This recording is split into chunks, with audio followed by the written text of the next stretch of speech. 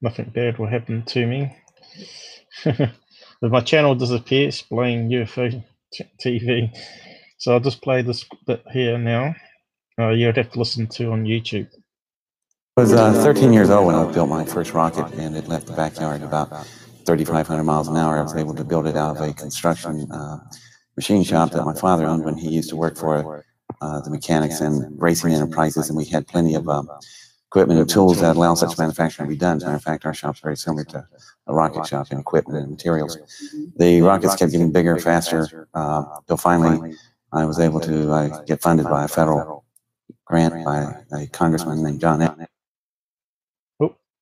Ashbrook. And with that help, I was able to go ahead and complete a larger rocket with an entirely new type of engine, which was a fusion containment engine. The two primary engines we use today are solid propellant and liquid propellant. There are about 61 different rocket engines, propulsion systems that you could leave this planet with.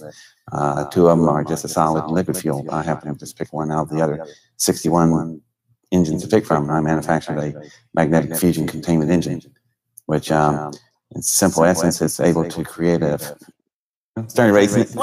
It works like this. Rode down to White Sands on a C-141 Starlifter. It's pretty. Why's the caps gone off? Thought they were there for a minute. Off. So let's carry on. There we go. Interesting engine design. So once the engine was and the rocket was completed, we obviously couldn't launch it where I was launching until finally I was able to get funded by a federal grant by a congressman named John Ashbrook. And with that help, I was able to go ahead and complete. So I wanted to talk about those newspaper clippings there. If he was a prodigy, a kid that was able to build rockets, you'd think he'd be all over the magazines there for rockets. So I did a search to see what images I could find of this guy, rockets, and sure enough, he's in newspaper articles, which kind of proves his story. Wins Air Force certificate for rocket project. So that part of the story so far is correct. I just posted a link there. I found them on the International Movie Database. Is that the movie that I was going to? IMDb. Was that the movie I was going to talk about him here? Americans Fall from Space. Is that the one? Apparently, he's profiting from it because he's done his own movie here. But I want to sort of break it down though. I'll post your link here, but he was known. David Adair. Is this the same person? Yeah, I'm just going to go through all the science and stuff. It's sort of pretty involved actually. So whether my brain will last through the time, because I wanted to see if he's going to be. Is he legit? Because the story is pretty crazy. Yeah, it doesn't list. I don't think that's the same guy. That's another. Well, if you go on down, if you go down that list, there's a Beyond Belief of George Norrie TV series. Yeah, he was on that as an interview. That was the Gaia. How do you say that one? Gaia. Movie, TV, yeah. Above Majestic. He was sitting above Majestic. Oh, yeah. America's Fall from Space. That's his documentary. Oh, right. This one. Known for these ones, though, I don't think so. I think they got two people mixed up here. Yeah, there's a British guy. I think they got mixed up here. But anyway, let me just carry on. That's British TV shows. He's a interesting character. So yeah, I was searching for what I could find out about him because you want to know if he's an amateur rocket scientist, and sure enough, there's a few clippings in the newspaper, but where's all the magazines? And apparently he would go to the library and just have photographic memory, and he'd read all the science books and stuff. and he claims in the documentary that he was getting telepathic mathematics and communication in his head while he was dreaming, which is a bit far out there, but we'll just go through it bit by bit, because it's quite a good story, and it's up there with Bob Lazar stuff. In fact, so far he's more credible than Bob Lazar, because we've actually got pictures in newspapers. So that's him older, and there is older too. But we've got to believe a 13-year-old whiz kid designed rockets, and at the age of 17 he created a fusion rocket. So we'll just carry on. So yeah, as you can see, there's not much about him apart from those newspaper clippings and other stuff that other documentaries about him. He claims that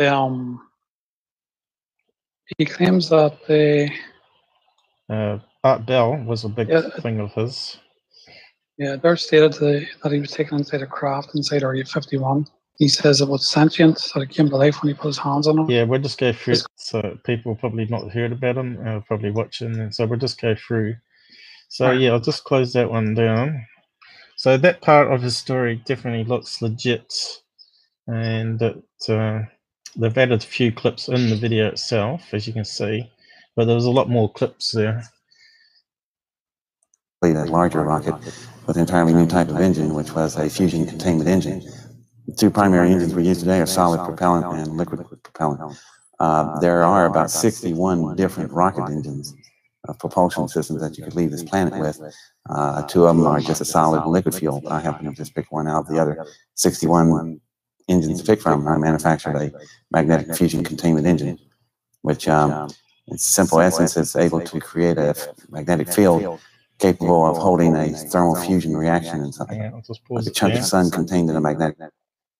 So he's talked about he's using fusion. Now, we haven't even got fusion reactors going for power. If we had fusion reactors, all those fission ones creating nuclear waste would be scrapped, and we'd be using fusion reactors. But here's a diagram of his so-called magnetic plasma fusion containment engine, and apparently when pumps in the chemicals in one end, which he talks about on a web page, which I'll cover, and opens up the bottom end of it and then lets out all the energy contained in this magnetic field, pretty much.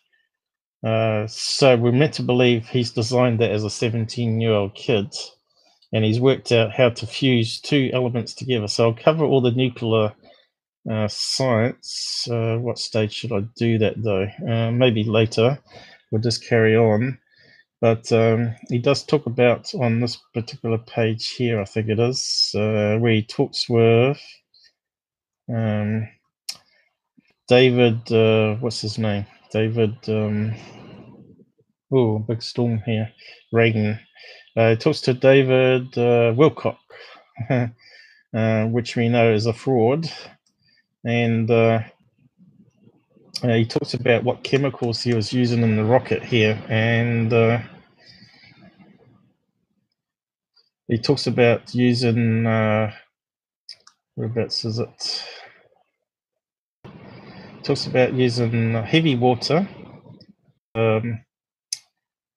cryogenic fluids. So I'll get more into that in a minute, see if that sounds like crackpotty or not. I think it was here somewhere. It's funny how I can't spot it when I'm looking. Cryogenic fluids, here we go. Adair become enamored with space travel, designing rocket propulsion systems using cryogenic fluids. So there's our key there. The electric magnetic fusion containment engine. With this engine, he says his rocket could propel from 0 to 8,500 miles per hour in just 4 seconds. So we're going to talk about the science of that, if it sounds laughable or plausible. So I've got some mathematics I'll go through later on. So we'll just carry on. So this is what he's talking about here. So he's mixing in. So he says his engine's not solid fuel or liquid fuel, but obviously heavy water is the same as water. So I'll talk about what heavy water is as well later. And he's talking about cryogenic fluids. So both of those are fluids. So if it's not water, liquid or solid, then what is it?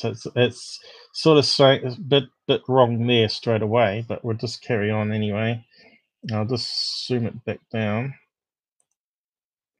because I don't want to get too much copyright claims. When you tap that power, it allows you to have tremendous thrust, which is what makes the rocket go forward. And so imagine being able to tap onto the power of the sun for an acceleration factor. So it's a pretty interesting engine design. So once the engine was and the rocket was completed, we obviously couldn't launch it where I was launching smaller rockets, which were out in cow fields in Ohio. So we had to go to White Sands, New Mexico, and that was arranged by the congressman and a consultant at the time who was a retired general named Curtis LeMay. And Curtis LeMay made the arrangements from Wright Patterson Air Force Base in Dayton, Ohio. We rode down to White Sands on a C-141 Starlifter, and when my rocket myself got there, we started prepping it for a launch.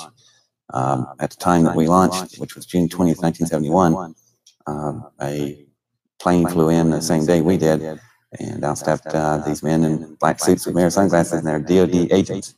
And so DOD was interested in the operation. So he's added in their men in black, obviously. So that's quite interesting. So he's talking about White Sands, where they're going to do a launch of his rocket, this fusion rocket. And they were alerted to it by the Air Force and probably the Congress and whoever else was funding the program. Among those men, there were some NASA officials there that I recognized.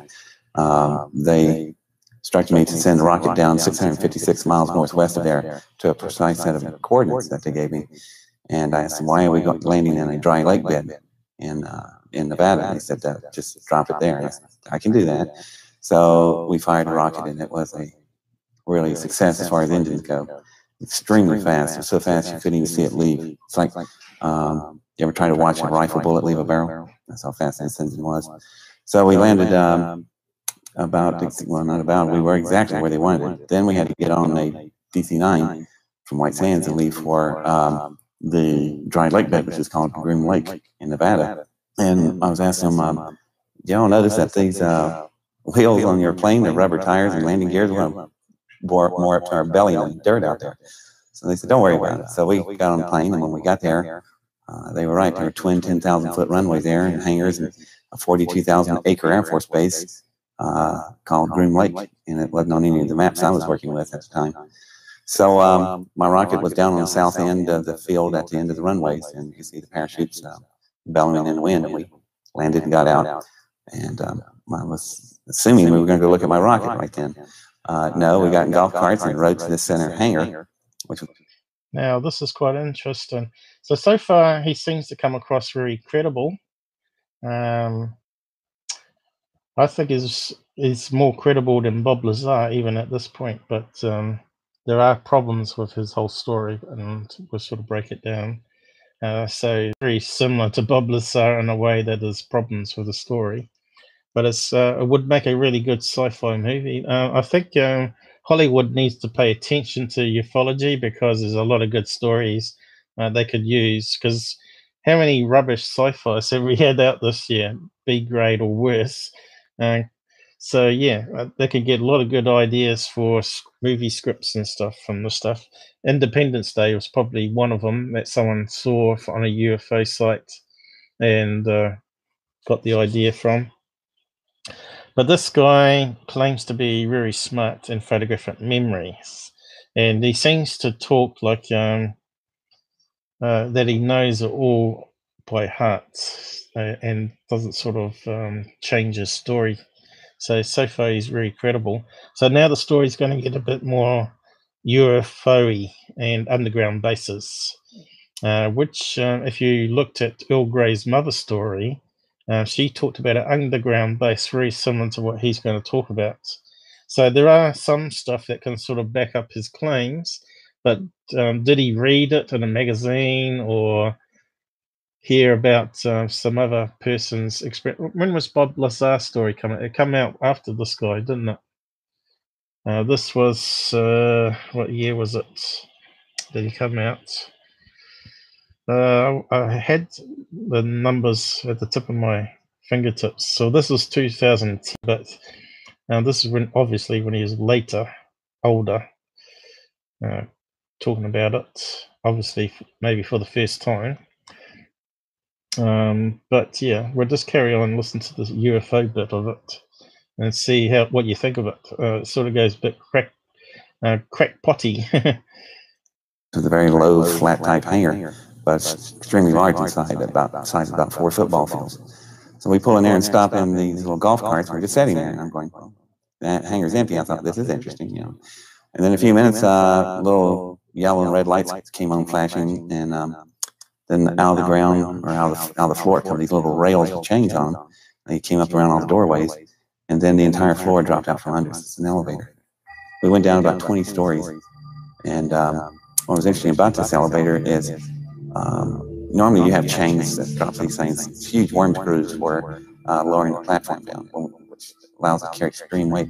When we got down there, there was a lot of various aircraft and workshops and offices and such. That was off of the main bay, and then off the main bay were smaller but still rather large work bays.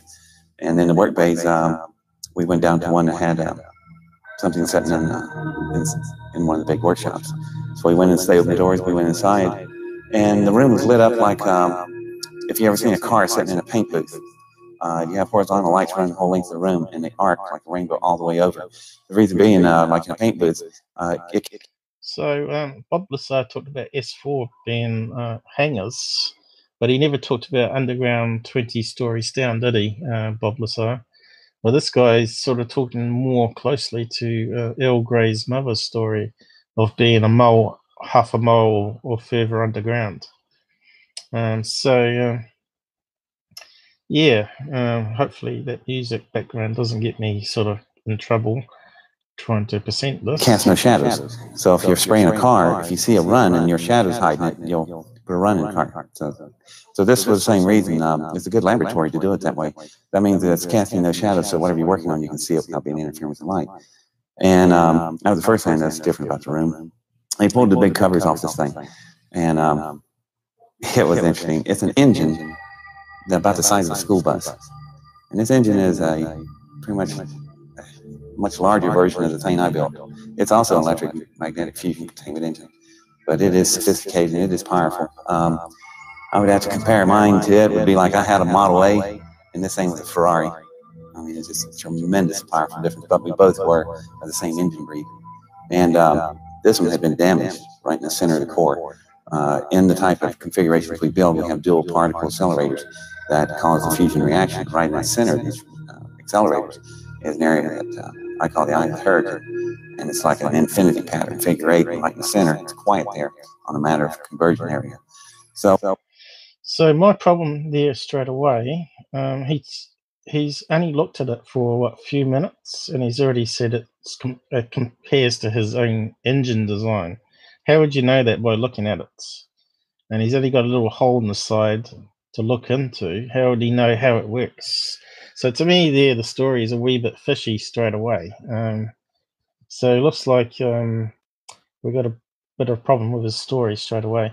And also, why would a UFO have an engine on it that's super fast, like his rocket that was crazy fast, faster than a bullet?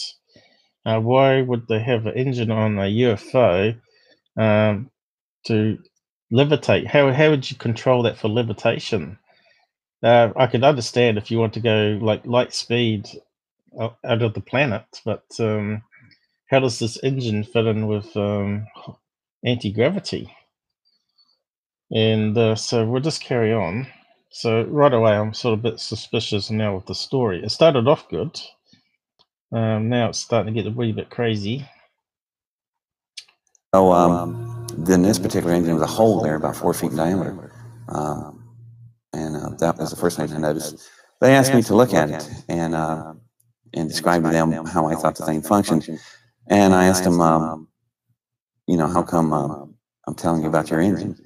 And they said that the engine was recovered in a project they was working with, and they weren't sure how everything functioned on it, and personnel that were available to work on that was not available anymore. And they said if I could just help them out a little bit. Well, being 17 years old at the time, they thought I didn't pick up on too many adult innuendos, but I guess I was born old. I knew exactly what they were doing. So I said, fine, you know, yeah, I'll be glad to help my country, you know. So we played along, and I asked them, can I walk up to it? They said, sure. As a matter of fact, you can climb on it if you want. So I got up to the engine, and then something really unusual about the engine, other than the design, the alloys itself, just a sheen and color, looked like iridescent color, like when you hold a CD disc to the sun and you see the rainbow. Imagine those kind of colors covering this entire engine, and glowing like that. Really pretty. The color of the engine was unlike any metal alloy I was ever familiar with. And when I walked to the engine, there was a shadow on the engine. Now, I just told you that the rooms were built where you couldn't have shadows. When I stuck my arm out to it, there was a shadow on the engine, but right on the table, there was no shadow. So it's not a light casting a shadow on the engine. The engine is picking up radiation off my body. So I back away from it, the shadow dissipates. When I walk back up, it's back on. And so when I put my hands on the engine to pull myself up on it, that's where it's interesting, because the alloys in some places were so thin, it was translucent. You could see through it like a sheet of amber. So first of all, he says it's just like his rocket design. Now he's saying it's able to absorb energy from his body, which is totally nothing like what he was designing. And the other thing is, if you take a kid to a base and straight away take him to a UFO, crashed UFO part, seems a bit fishy straight away. What do you think on that one, Gerard? Are you there? Is he muted? Gone away? Well, maybe he's not listening. Yeah, we'll just carry on with this strange story. He's talking about material, which fits in with the UFO stuff, and that it's changing colors. But we haven't seen any UFOs with like what he's describing. I just don't see how it's working out. And he's saying this is a engine for a big, huge mothership. Is also what he's saying here. So yeah, it's not actually a UFO in itself. It's an engine part that's big as a bus. So that's a massive UFO. So when I laid my hands on it, this really interesting swirl pattern would come off wherever my skin was touching, and they would swirl out through the metal, going out through the alloy. And I didn't know of any metal that could do that. So I thought, wow, this thing's heat sensitive. It's picking up my body heat waves like that. So when I crawled, and they were really neat looking, smooth type wave flows coming off my hands. So I put myself up on the engine and started walking over it, and it was huge. It was radically different than mine because it was just so much of a different design. And the way they ran the fusion flows and the way you would run fuel in the fuel line of an engine, this thing was totally different. There was no wiring. Now, my engine was covered with miles of wiring, so I could get all the firing orders right to where the cyclotrons, the particle accelerators. Did you immediately know that it was alien at that time? I suspected when I put my hands on it, it felt so different. It felt like... So the other thing is, I've heard crashed UFOs use fiber optics for communication between the parts. But he's saying there's no wiring at all, and he's not talking about fiber optics either. So he's now going to talk about it as sort of symbiotic, that it connects to the brain waves, which is kind of sci-fi. But it's possible, I guess, which they're sort of working on nowadays on jet fighters and stuff. Hey to David Adair on Zoom. So we got up to where he's touching the engine of the UFO, alleged mothership. So I'll just go through all that I tried to nut out. I know I'm not going to get it right because I'm not a rocket scientist or a fusion reactor scientist. I'm just a guy that does research online and tries to work out some of the mathematics and some of the science to see if there's bullshit BS happening. So yeah, I'm sort of learning as we go as well. Whoops. What do you want? Send me your Twitter when you're streaming. Okay. That's the burn, sorry. Yep, that's right. Yes, definitely. Equipment's definitely getting better. I did a live stream on the Starlight cameras you can get now from China using the Sony chip, which can see starlight almost 001 luminosity or something crazy like that. So definitely worth checking that one out. And they're sort of like in the price range that you can afford. If you want wireless ones, though, it's going to set you back about $80 US. But if you want one with also optical zoom, it's about $200 US. So it's quite affordable, and whether they'll be really good for UFO watching, I've yet to find out. I'd have to get one for myself sometime, but I will do that, and I'll have it live on the channel. So it'll be fun stuff to do, and we'll be able to see what planes look like as they come into land, and you can see how easy planes can be misidentified in the sky. So I will just carry on from this guy anyway. Like a frog belly. If you ever, I don't know if people play frog belly, but I did. It looked wet, but it wasn't wet. It's just so slick looking, but it wasn't slick. And it was just amazing, but it also had such a texture, and as soon as you touched it, it was cold in the air-conditioned well in the facility, but the minute you touched the metal, it became your temperature instantly. I don't know of any alloys that can do that. So I started going, oh, this may not be from around here. So I'm walking down the engine, and I go up to where the main core cells are in the particle accelerators. There's a hole blown out there, and I step down into it just to get a better look. Now, at this point of view, I'm down in a hole in the engine, and the walls are real smooth. They're so smooth. The blast, these temperatures, like that engine of mine, they run at 100 million degrees centigrade. You work with plasma physics. So when the field dropped down, this engine's metals were exposed to that kind of temperature, vaporized. But as soon as it vaporized at that particular point, fail-safe to shut the engine off. All this probably occurred in a nanosecond, a billionth of a second. So the blast only irradiated out to about 4 feet diameter and stopped. What was interesting is the way the engine's metal was, whenever there's torn places, you could rub your hands over the torn areas that are jagged, but they wouldn't cut you because they're so smooth. It's more like flesh being torn rather than metal. Well, when I come up, stood back up on top of the engine, I knew, looking at some of the interior parts of it and the way it was constructed, I had enough of what was going on. So I turned around and told them about this firing system here, and they were going, yeah, where is the firing system? And I started to tell them that because I finally figured out what this thing was doing. But then I said, well, why am I telling you about your own firing system if all this is yours, and you got, this isn't from here, is it? Matter of fact, it ain't from around the area, the boys. And they started getting upset. I said, let's do some assumptions. This is an engine. I'm assuming it came out of a craft, a big one, by the size proportional differences, probably 300 feet plus, the length of the football field. Well, therefore, it's got occupants. What God's name you done with them? Well, that was the wrong thing to say, because they are up on the engine coming after me, and it's time to leave. Well, when I bend down to get off the engine, I put my hands back on the engine. Something interesting. Instead of the nice, smooth wave lines, they were now look like small tornadoes coming off all my fingertips, moving through the metal. And I pulled my hands back, came back on. There they were, but they were starting to calm down a little bit. And then I realized what this thing was. They grabbed hold of me, the Air Force guys did. We got back in the golf cart and we were riding back up to the surface. And I'm sitting there thinking, I just realized what this engine is. It's a symbiotic engine. The engine is alive. It is an engine that's capable. The reason it couldn't. So also in another interview, he said that he read letters on the parts of the engine, which was quite interesting. He said there was 92 of them because he's got a photographic memory and he can write them down. So there's another interview out there with who was it now?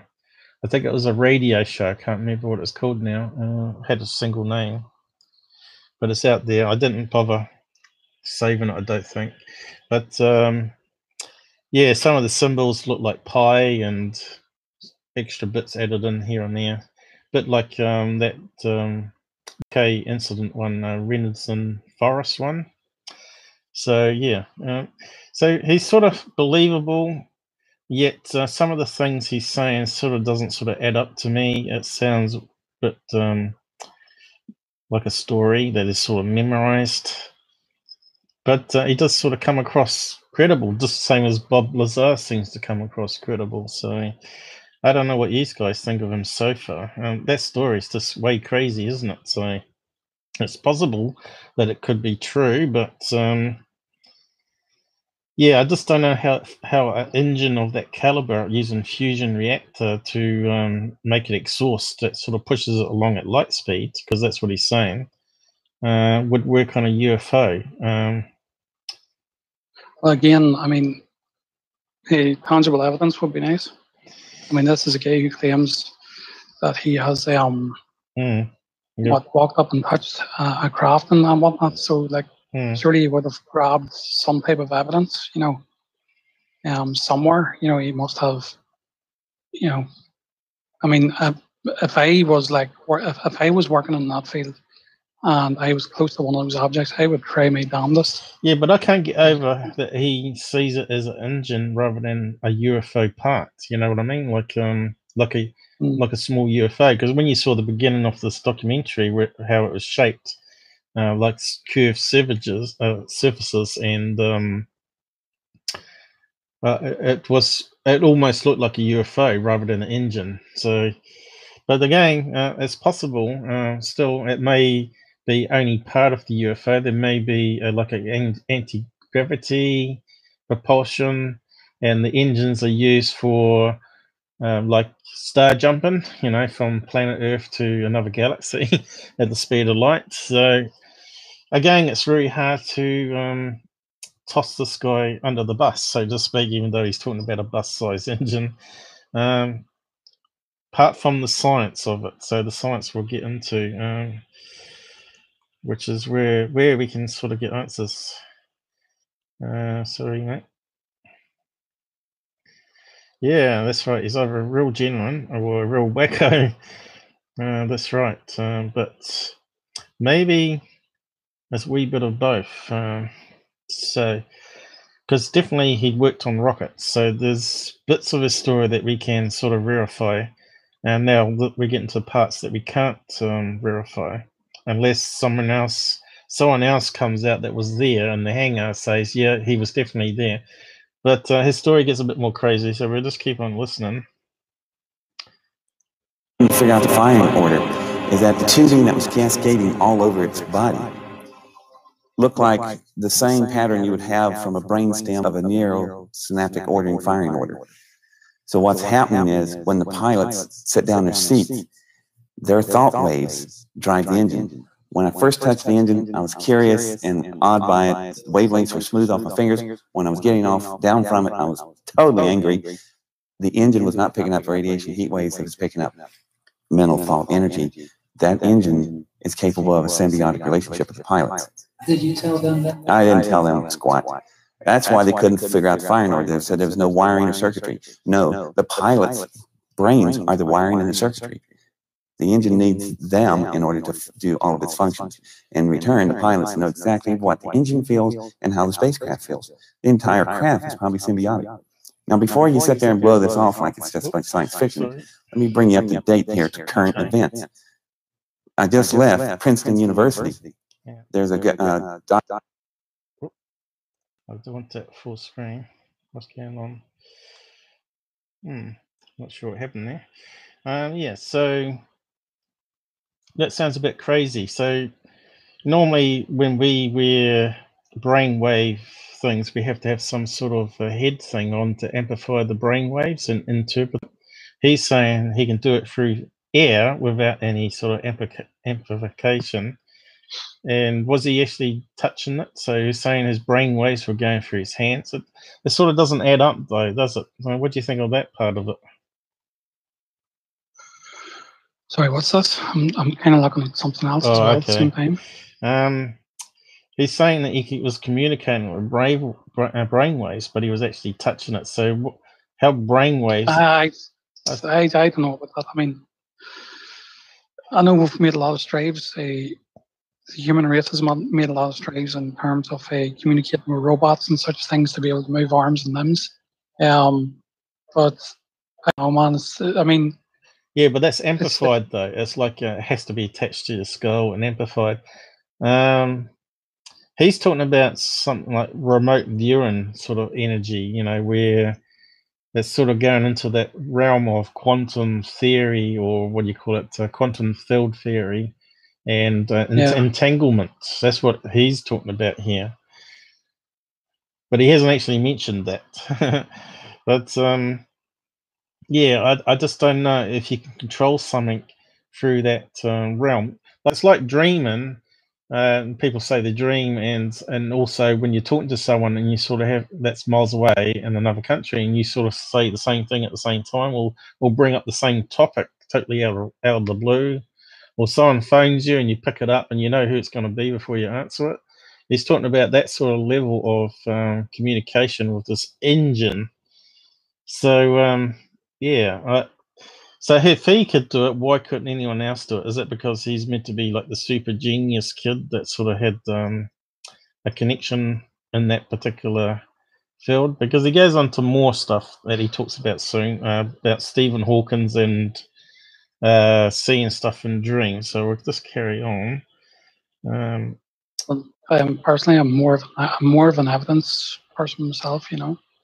Yeah, there's been so much crazy. It's kind of like sort of into this field to see what other stuff is being presented. I talked about a guy called what's his name? Mark Globe, was it, or Mark something? In a couple of strings back, and he was talking about research done with PSI and people's brainwaves influencing random encounters and stuff. It was really interesting, and I tried to reach out to the guy to see if he'd come on onto the live stream so we could ask some questions and he could tell all the different research, because he's pushing it in a book. So I really wanted to pick his mind about it, because it ties in with the UFO field and also the paranormal, of course. But yeah, I haven't heard back from the guy, unfortunately. Matt Gober, it was called. You probably could look him up. He's got a book called Upside Down Memory. Look him up if you want, and look more into it. But it's quite an interesting subject anyway. Dr.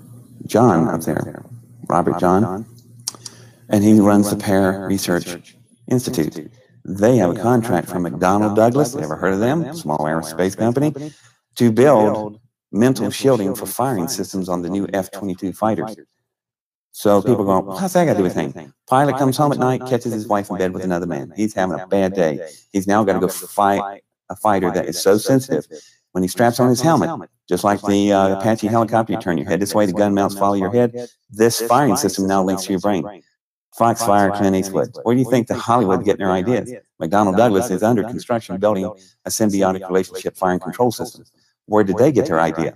I wonder. Could have been back in June 1971, or God knows how long they've had this engine. However, it's reality. We have symbiotic engines in aeronautics. We're moving into that area right now with the F-22 and beyond, with our future fighters. So, which is science fiction, which is science fact? Where does it start and end? You can't tell anymore. When we got back up to the surface on the golf cart, there was another problem developing. I already knew that if they could hold this kind of information back, there's a lot of other things going to happen. I also knew my rocket was gone because I built it under federal grants. They were going to take the rocket. Well, that bothered me enough, but the other problem was something they were talking about that while I was standing there being a child, they're not paying attention. And that's when I first heard the terms first strike. And I'm going, what is first strike? And then I started thinking about it. That's June 1971. We're in the throes of the Vietnam War. We're in the pitch battles. Wasn't long after My Lai had occurred. We just bombed the dickens out of Cambodia because the Soviets were supplying weapons to the north. We want to do surgical nuclear strikes. General Westmoreland did, and the Soviets had used fire one of those off, and we'll go to global thermonuclear war. The only reason we didn't attack each other was MAD, M-A-D, mutual assured destruction. So the only way to win MAD is first strike. Whoever gets there first wins. My rocket engine out there went from 0 to 8,654 miles an hour in 4.1 seconds. It's the fastest thing ever. So if you take that type of engine containment system and put it on nuclear warheads and put them on your own subs, park it off Siberia, the Soviets would never see but flashes of light, and that's it. They wouldn't even have time to move out of their chairs. No retaliation. So if you take out the Soviet Union, you wouldn't destroy the whole country. You would take out all the key military sites and the major cities, and they'd surrender. But if you do that, you'll have to hit another country same day, called China. They have nuclear weapons, and they're not going to stand there and watch us take out the other superpower. So about 1 billion people are going to die in a single day. So I'm sitting there going, all because of my engine? Unbelievable. So I scooped up a hand of full of graphite grease off of the hangar door there, the wheels, and started crying. And I said, I want to see my rocket. So they thought, just a kid, take him out to see his rocket. I want to see what it at least looks like. So when I went out there with the 2 sergeants on the golf cart, we got out there. I walked over to an open hatch, opened the particle accelerators, put the graphite grease, smeared it on the doors inside, and closed it. When you turn on particle accelerators and fuel is using deuterium, and in physics, what happens with deuterium meets graphite? It's pretty bad. It's a major reaction explosion. So I turned on the particle accelerators, no fuel involved, and I told the 2 sergeants, it's got a fuel leak, we got to run for it. So we get on a golf cart and take off. I gave it 60 seconds on a time delay. When you engaged, it exploded. It blew up. So he mentions a particle accelerator there. Now, where have we heard that before? Bob Lazar. So this rocket obviously has a electrical power source, like a battery or something like that, that's able to make a particle accelerator and a containment field where he mixes in heavy water and cryogenic fluids, as it's stated in the article, which I'll go over here again. Cryogenic fluids eventually led to the creation of a new type of system. So he talks about there in the speed 0 to 8.654 miles per hour over 4 seconds, which is this crazy speed. And is it possible, physics-wise, to have an object accelerate that fast without self-destruction? And I'll talk about that in a minute. We'll keep watching his crazy story. So he looks like a cocky student to me there with the models, doesn't he? He sort of looks, I don't know, how would you explain him? Geeky, maybe? I don't know. But he looks like a cocky kid anyway. And now he's talking about this part in the text here about the sinister intent of his rocket.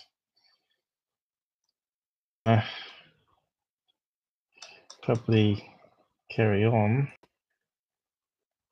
because he still talks more about his rocket. Now, I had a look also at a fusion reactor whether carbon would create an explosion, as he claims there in the particle accelerator. So I tried to look into all that. So again, it's probably best to cover it at the end and let the story keep going. A whole size of a football field out there. There's nothing left. Now they have no rocket. Now they have nothing to work with, but they got this kid. So I was told I'm going nowhere for the rest of my life, and it was scary. They threw me in a room and kept me there for about 10 hours. And then a lot of noise outside, the door opens up, and there's this big stogie chomping figure in the doorway going like that, and his name is Curtis LeMay. So he came there and got me, took me all the way back home to Wright-Patterson. He took me back home to my parents. He told me that they're not going to be through with you. They'll deal with you again. And he was right. So that was the end of my summer vacation in my junior year in high school, how I spent my summer vacation. And what did he say to your parents? Well, my parent, LeMay just told, he didn't say anything to my parents. He said he left it up to me. He just got me home. So it was quiet through the winter and the spring, and I'm graduating from high school. It's June 10th, 1972, and I'm ready to go to Ohio State. All of a sudden, I'm shaking hands in line, and I get hold of this one line, and I turn around, and I got hold of this guy's hand, and it is a DOD agent from Groom Lake, right there in Centerburg, Ohio. He slaps this paper in my hand, I read it. It says, "Greetings, I'm drafted." And they throw me in a car, my parents are hollering, and nothing they can do because I'm now property of the United States government. It's called conscription, buddy, and you're gone. So after about 3 hours, I'm back. I was on a plane. Ended up at Langley, Virginia, home of the CIA, and more fun activities. What they wanted was the engine to be rebuilt again. And we had to work out some compromises. I ended up spending 10 years in the Navy. I never did build the engine again. That was the last thing Curtis LeMay told me to do. To never build another rocket as long as you live. You might make it out of here. So that sounds a bit BS-y to me, because, as you know, you don't just build a one-off nuclear fusion reactor in your father's business garage. You would have prototypes where you do testing and finally perfect the design. Yet, wouldn't, if he destroyed the rocket, wouldn't they simply swarm onto his garage and take all the bits and pieces they got there to make sure he doesn't destroy any other workings or prototypes? So, to me, it does say, as a person who doesn't know much about the particle reactor part of that, do you not need nuclear material of some type? Yeah, I'll cover that in a minute. He needed deuterium, which is heavy water. Yeah, I'll cover into that. It gets a wee bit heavy. No pun intended. The science and all that about fusion is a bit of science, but we're just enjoying his crazy story here for the time being. What's Vern saying down here?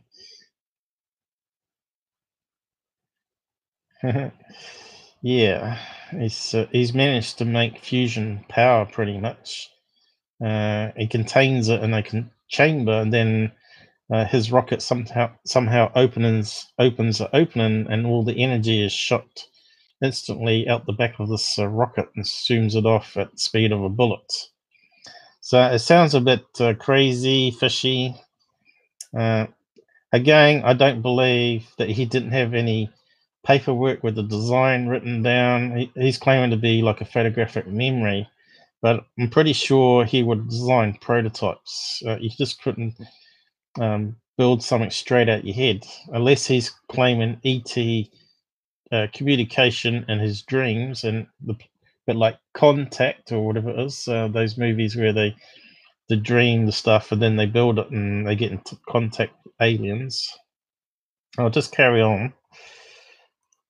He was right. So instead, I agreed to build jet engines. So I was a jet engine designer technician in the Navy, and worked on the Tomcat and the ETC Hawkeyes and other various aircraft. And so it became an interesting career. After 10 years, I had enough of that, opened up a private consultant business, and I've been doing space technology transfer, where we transfer technology from the space program to commercial applications. I've been doing that for the last 17 years. I can take you around the Earth 8 times as fast as you blink your eyes. That's the capability of this type of propulsion. How is this type of propulsion? How did you come about this type of propulsion? Oh, God. Yeah, well, this is not the place to bring that up, I guess. Dreams. It all came in dreams, all the mathematics, everything. I was working quantum physics when I was 7. I was born with it. Yeah. So now you know how this stuff works. When I got to a certain point, though, the mathematics were too difficult to achieve, mainly because there was no computers available. I mean, a handheld calculator can come out 10 years later. You know, the only thing I've got, I have no fax, no modems, no email, no laptops, floppy disks, hard drives, none of this stuff existed. You had... That turns out to be not true. Calculators were about that time. So I'll bring that up on some Debunked people that also picked up on that. So he's lying through his teeth there. They may have been very expensive, and they may have been bulky and consumed a lot of battery power, but they did have first prototypes back then of calculators. Had a pencil, a piece of paper, and a slide ruler, and chalkboards all over the building, and your brain. And born with photographic memory, I was able to contain great amounts of what we call algorithms. I met somebody else later that could help me with that when I was building this big rocket. I ran to the end of my mathematical capability, and my high school science teacher came out to my lab where I'd work all the time. He looked at these writings. He borrowed some of them, made photocopies, and gave mine back. Took the photocopies, went to Ohio State University. Everybody in the physics department was that's going, where did you get Stephen Hawking's work in his handwriting, or it looks personal handwriting. No, it came from this 15-year-old kid building these rockets out in these cow fields.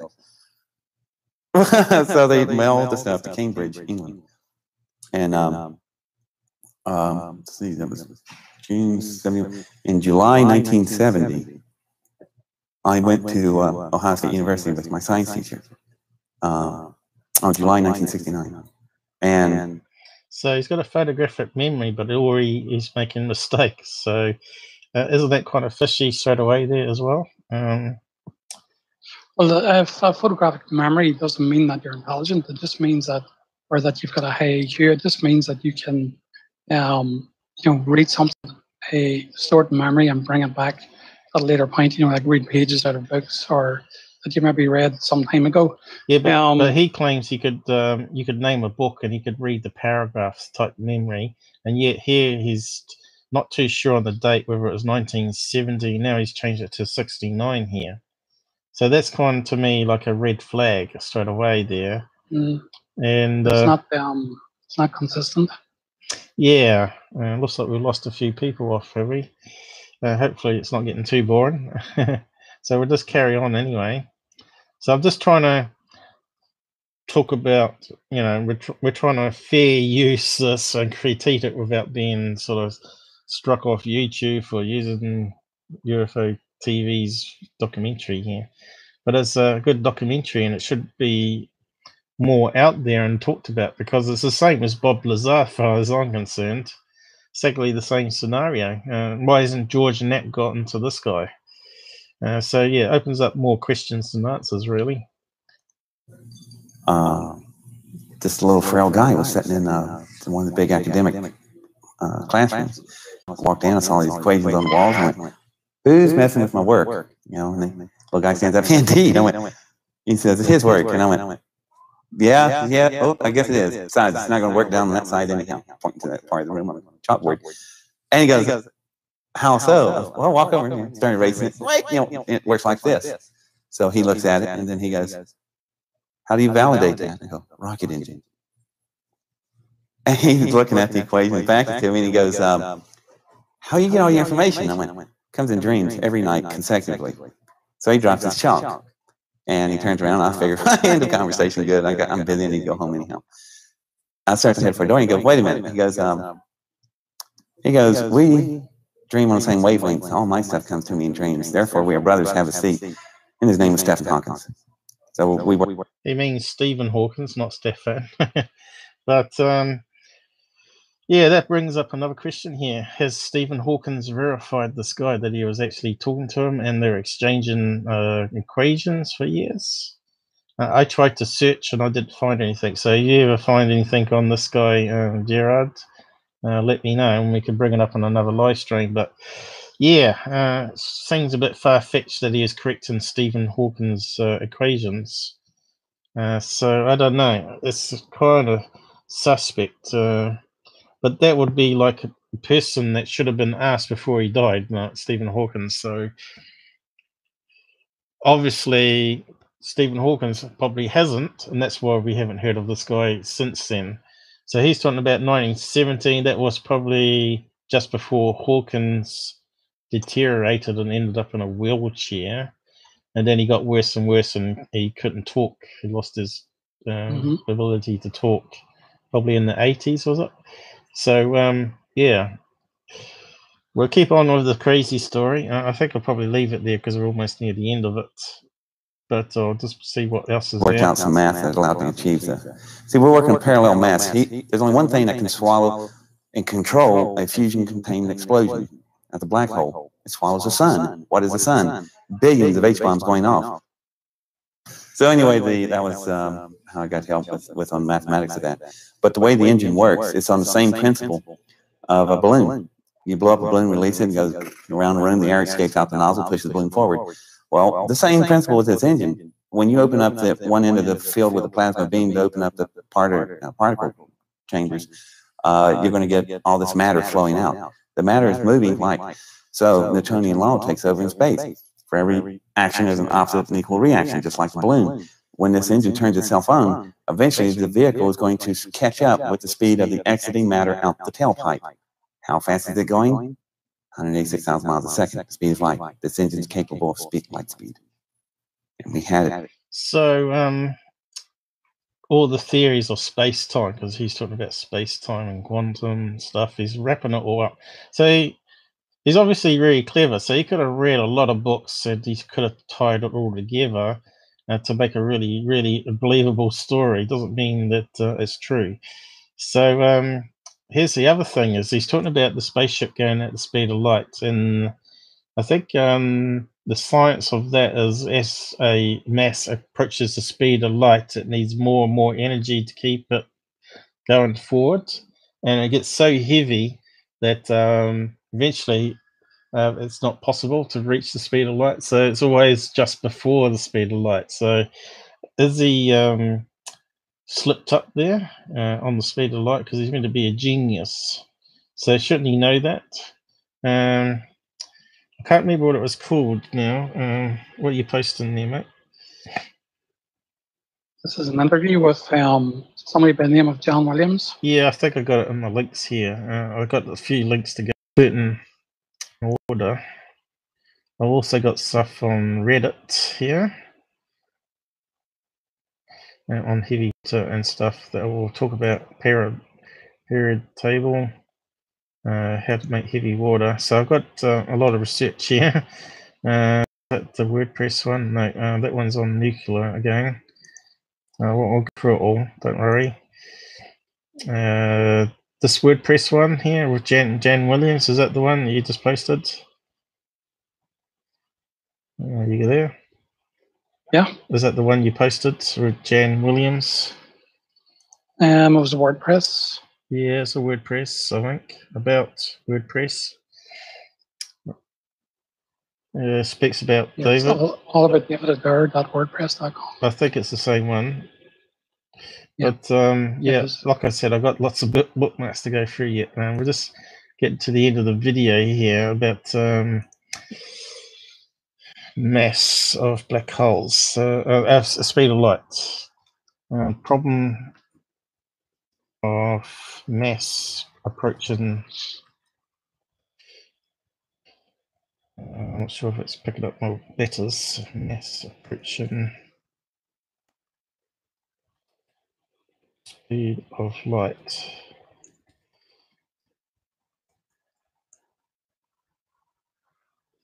I think it's just basic science knowledge about this. Well, it's been quoted, by the Big Bang guys. Some say the reason you can't travel faster than the speed of light is that your mass will increase as your speed approaches light speed. So regardless of how much energy your star drive can generate, you can reach a point where no amount of energy can further accelerate your spacecraft because its mass is approaching infinity. So it never ever gets there. You see, the curve keeps going up and it never reaches. Well, a good story. So yeah, mass and special relativity. Objects' energy are meant to increase without bounds. We shall hence have no hesitation in accepting the expression is correct. So yeah, if you travel faster than the speed of light, which is 186,000 miles per second, which is quite fast, so does the energy required to move. See, so yeah, that's if you want to believe in Einstein's space-time and general relativity, of course. So maybe all that's wrong, and he still could be right. So there are sort of things that sort of conflict with our current knowledge. So again, it sort of doesn't write him off completely, if you know what I mean, and it's sort of tick for tat.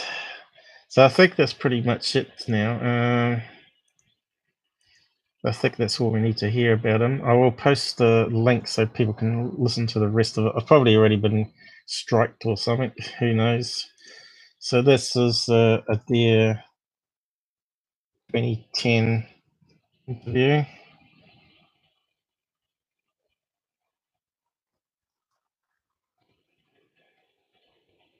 And there's quite a few out there if you have a look. So we'll start looking at the other stuff now. So do check them out more. And this is like getting started on it.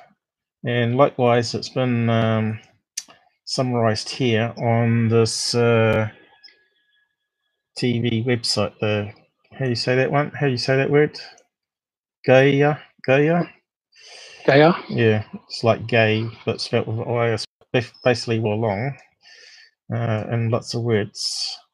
And he's got an interview here also, which you've posted a link already, haven't you? Just above mine, which is not this one, it's the other one. Actually, I'll post this one just in case you haven't posted it. So this is, I can't play it because it's a TV network video, and I'll definitely get done because they'll be in the content ID system. TV with David Wilcock, who is also a BSer, as you know. We've sort of covered him before. And actually... Oh, did you ever see the interview with Coast to Coast AM with David Wilcox, where he came on all panicked and claimed that people were trying to kill him? No, so they had this guy with an Irish accent on, and he was saying he was claiming to be like a a terrorist who would sort of protect David Wilcox. Yeah. If anybody tried to attack him, yeah, they'd be sorted out. Yeah, I didn't really follow David stuff because I saw him.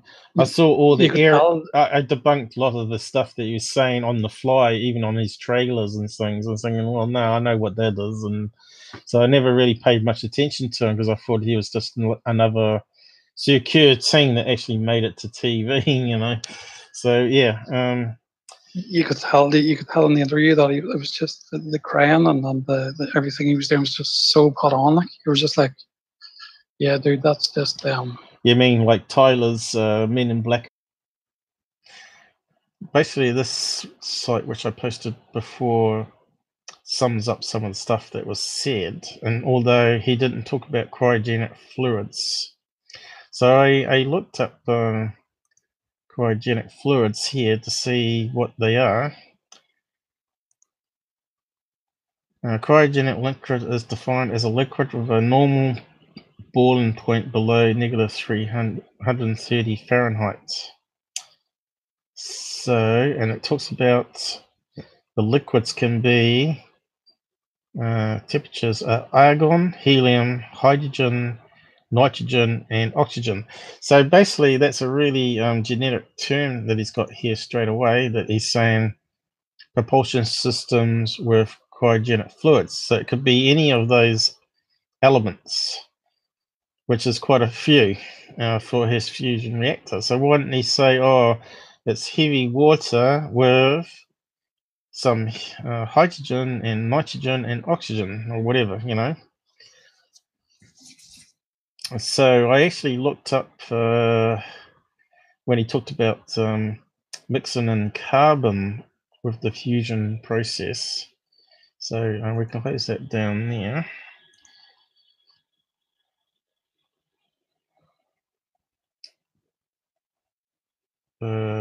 Where was the one about carbon? Let's see if I can find it. Also here, it talks about nuclear fusion on the brink of being released by, say, MIT scientists. And this was published not too long ago. Start of this year, I think it was, January or February. Oh, actually, it might be March. So here's their reactor for nuclear fusion, not a little rocket. And you can see it's got 3 people at the top here. So you can see how massive this is, and they've got the chemicals or gases being piped into the side into the containment thing here to fuse together. So they're talking about it being carbon-free fusion power, which means it's no fossil fuels on the grid in 15 years. So they reckon that close. So that's still quite a far distance away for us and climate change, I guess. That's what is it? 28, 34 years. 2034. Still quite a distance away. Dream of nuclear fission is on the brink. So 15 years is not really the brink as far as I'm concerned, but scientists in MIT and private company will take a radical different approach to other efforts to transform fusion from an expensive science experiment. So this kid, David Adair, is saying that he had worked all this out in a little rocket, has a battery that can create a field in it, in the rocket, to be able to contain temperatures of like 4,000 degrees Celsius. I think that's the temperature of the sun underneath certain layers, or maybe even on the surface. I'm not too sure. I'd have to recheck that again, but I have talked about that in previous lives, about the temperature of the sun. I don't keep the facts in my head like this guy claims to have. So yeah, it's a bit implausible straight away to me that back in 1970 that he had a fusion rocket, and we're still looking at fusion power at 2034. So, and they've spent millions on this, which has attracted $50 million in support. But this is like $1 billion project, right? So, is there any more on that page that's worth noting? Experiment reactor designed to produce about 100 megawatts. So that's quite a lot for that size thing. It's not really much. So what's a wind turbine produce? How many megawatts? Let's have a look.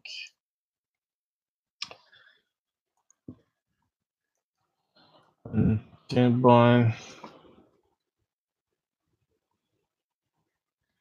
Megawatts. Let's see what that produces. These big bladed things. So that produces not even 10 megawatts a blade, and that's massive. So you'd need 10 of those to produce the same as that little reactor.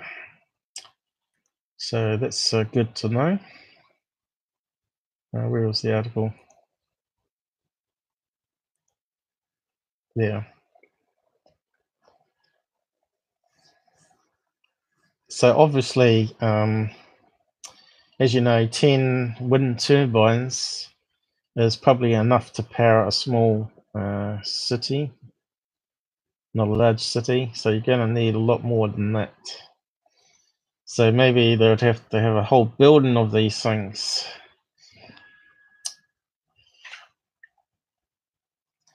So I'll just close that bit down. But I was looking at that carbon thing, so just trying to prove that guy's science is actually very dodgy. Where is it? So here it talks about nuclear fusion in the stars, and there's 3 ways it happens, as you can see, and it's using heavy water and hydrogen, helium-3, what they call tritium, helium-3, and it produces lots of heat energy, and what's that one there? A proton or neutron. I think it might be neutron, and gamma rays and protons. So there's different reactions that happen there. And what happens, it breaks down also and forms carbon. So that's where carbon comes from, within the stars. So the star converts hydrogen. I don't know if I've got that article here somewhere. I'll talk about heavy water. Sure, I had the thing about nuclear energy. So they're talking about other combinations here. And we've got a little diagram. So they're talking about tritium, which is H3, which means it's got extra neutrons, and helium 4, 2, and deuterium, which is hydrogen with an extra neutron, and it creates a lot of heat energy to form quite a lot of megavolts here, 17.6, and ejects a single neutron, is it? I think it is. So it's here somewhere, but that wasn't the one on carbon, because he talked about adding carbon to it and causing a massive explosion. But there is talk about how carbon's made in the sun on that other article, I think. So I'll just keep reading it. Nuclear fusion in stars. So down here it talks about, to complete the process, 2 hydrogen atoms are merged together into a deuterium atom. Deuterium atom can then be merged with another hydrogen to form a light isotope of helium, helium-3. Finally, 2 of the helium nuclei can merge together to form a helium-4. This whole reaction is exothermic, which means it gives off heat energy, and so it releases a tremendous amount of energy in the form of gamma rays. These gamma rays must make the long, slow journey through the star, being absorbed and then re-emitted from atom to atom. This brings down the energy of the gamma rays to the visible spectrum that we see streaming off the surface of the stars. The fusion cycle is known as a proton-proton chain, and it's the reaction that happens in stars with a mass of our sun. If stars have more than 1.5 solar masses, they use a different process called the CNO, carbon, nitrogen, oxygen cycle, in which the process four protons fuse using hydrogen, nitrogen, and oxygen as catalysts. So he was saying he was adding carbon to the mix.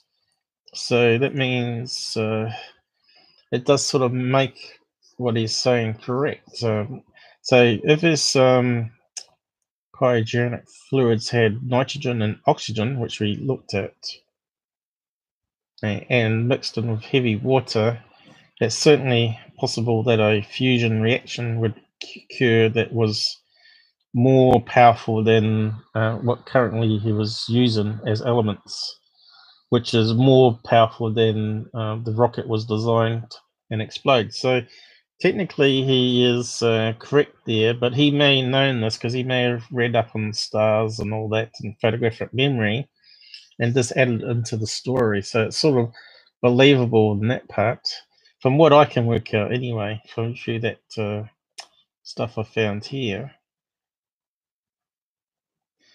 As I said, it gets a bit involved to try and wrap your head around where he may be lying.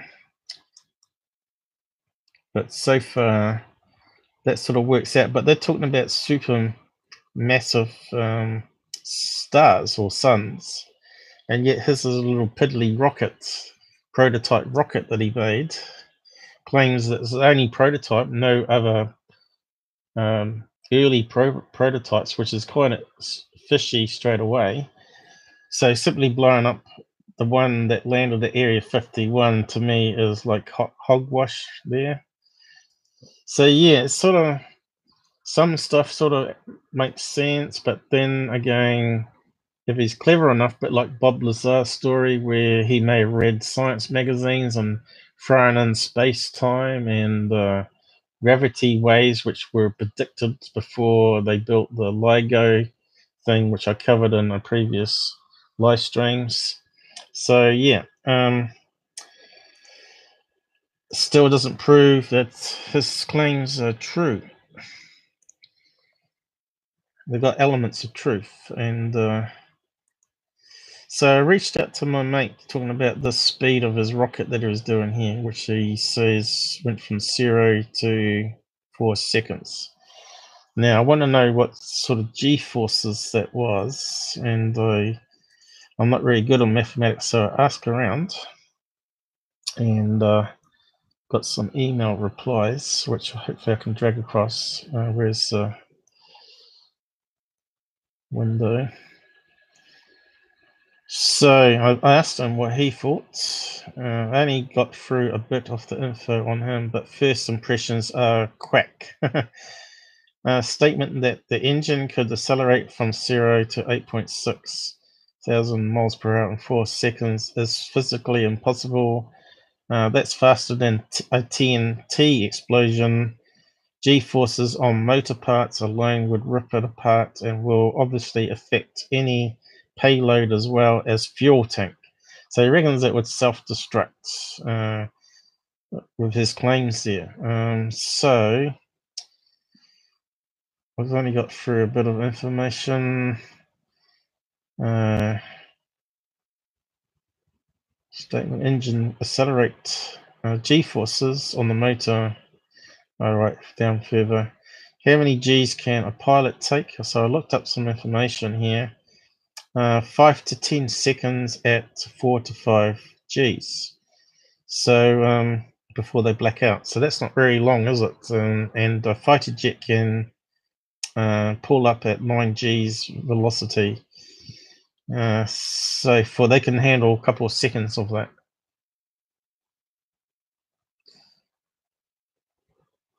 And that works out 10 meters per second. 10 meters per second equals 10 Gs. 100 meters per second equals 10 Gs, I mean. So to plug in his values,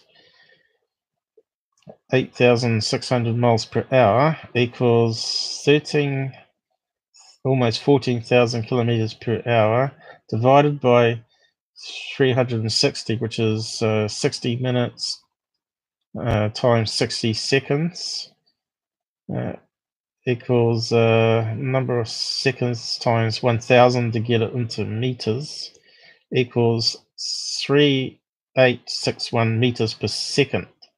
So a pilot can only do 10 meters. Maximum 10 meters per second for a few seconds. His is claiming to do an amazing amount of G-force there, which we worked out to be further down here. 110 Gs, he calculated. I said approximately 100 Gs for that rocket. It would tear itself to bits. That's almost 1,000 meters per second.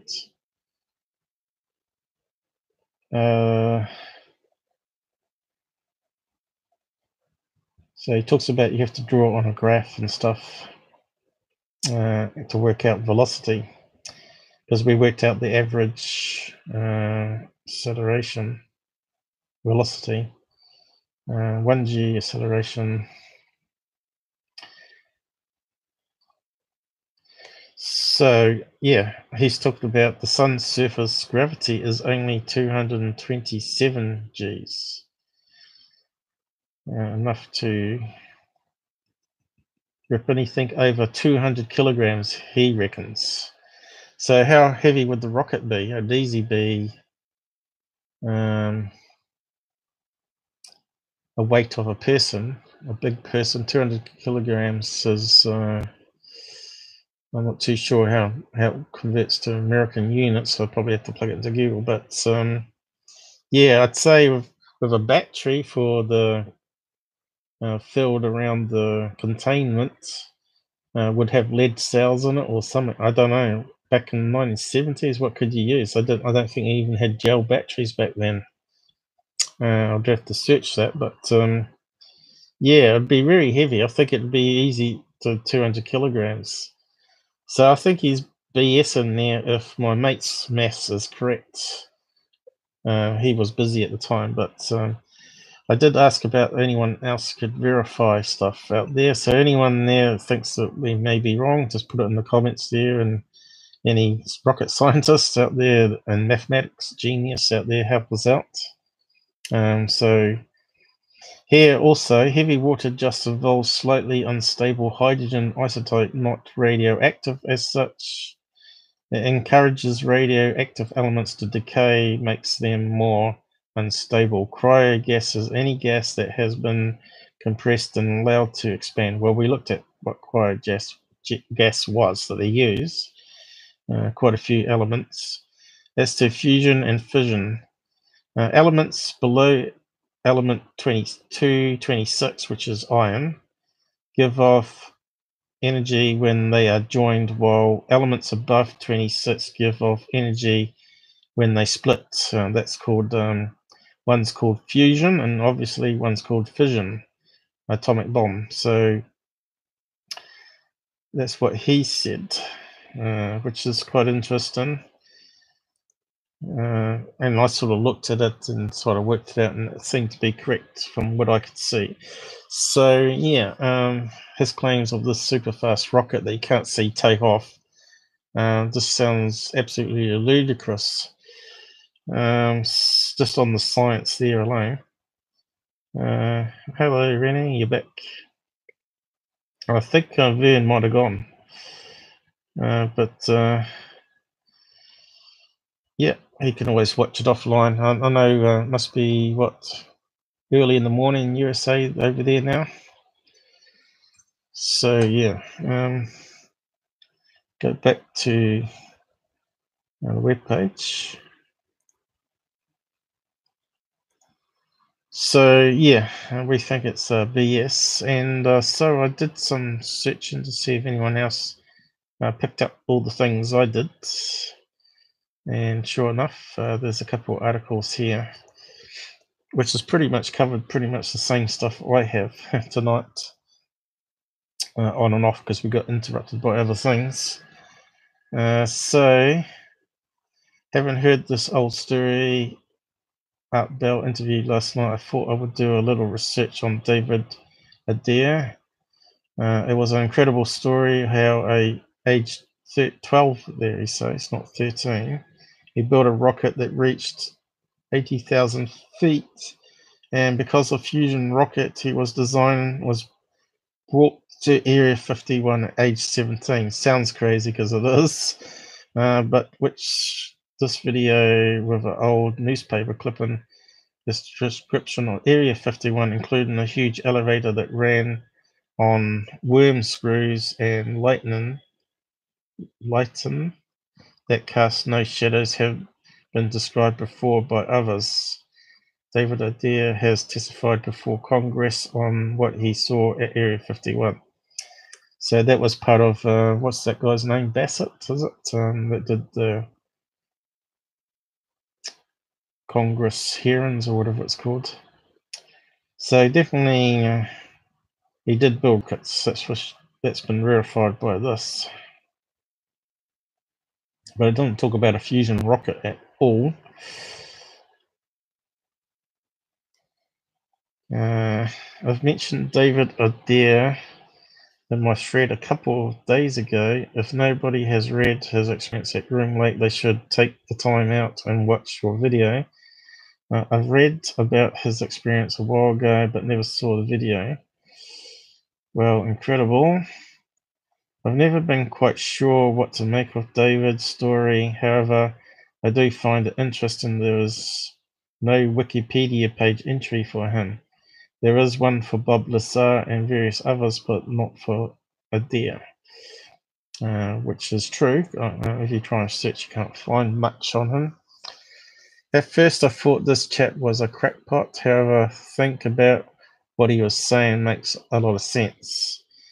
Even if an average person was to talk about UFOs and aliens today, just would not accept it, would they?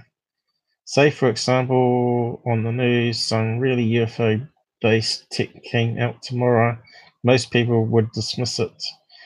Just goes to show how well 60-old years of cover-up and disinformation has worked.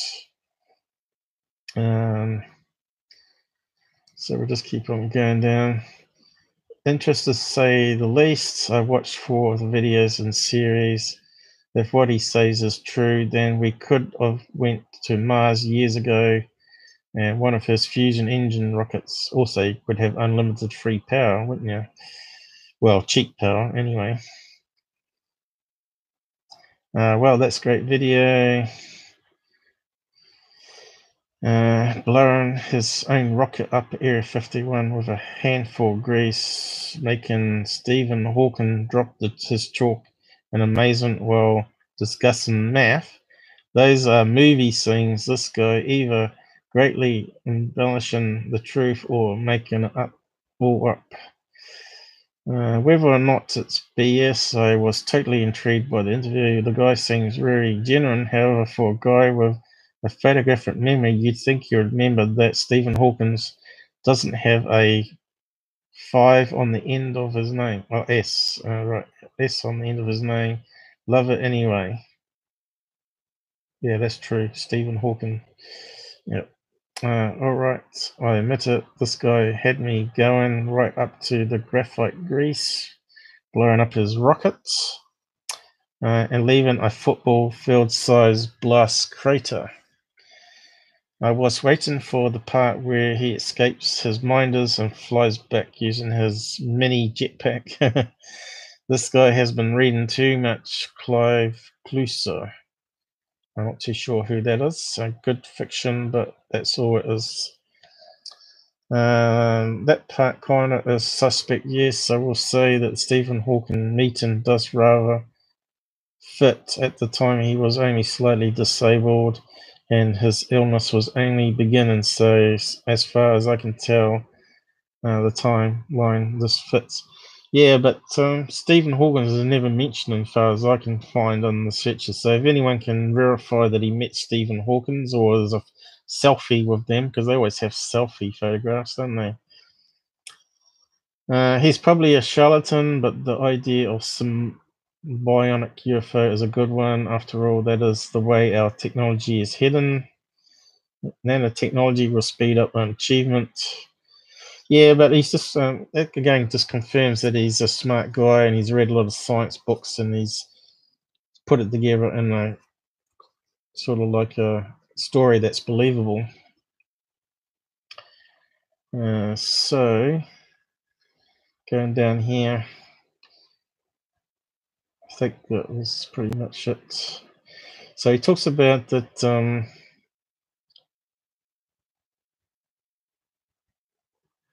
let's see. Toss advanced quantum physics into the whole process you mentioned and you're integrating with the universe. All speculative and possibly nonsense on my part, of course, but I like your train of thought. So that was on what I read up before. Military secret technology has been said to lead our own civilization tech by at least 40 years. This isn't far out of the realm of possibility.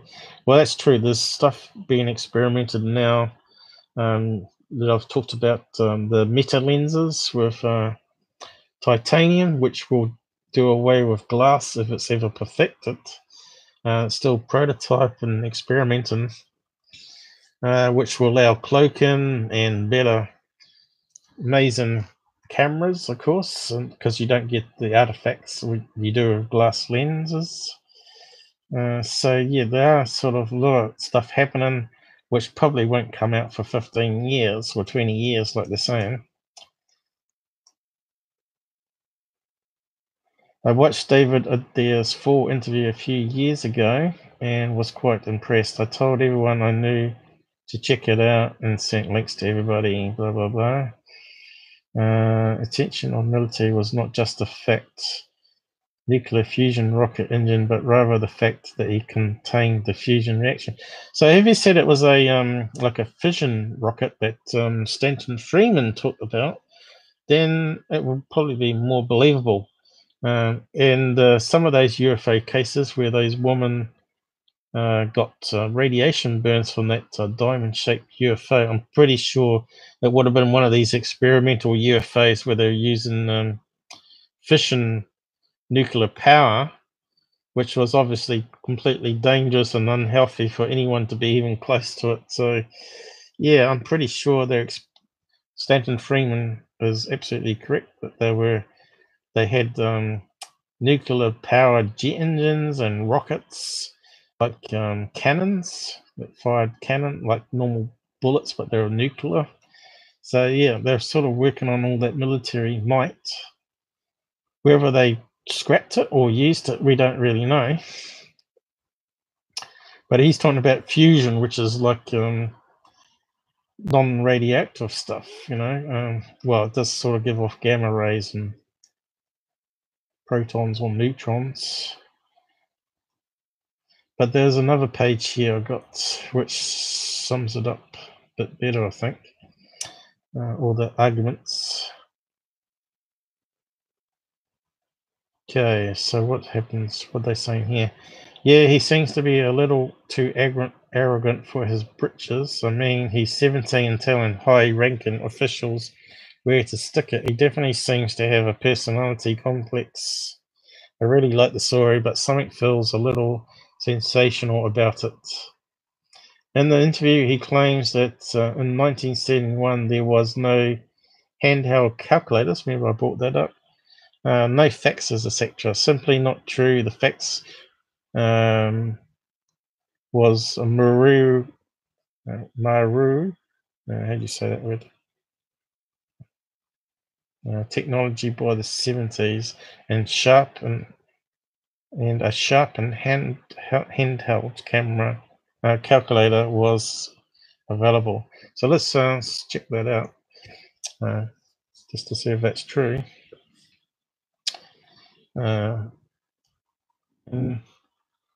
Was first calculator made?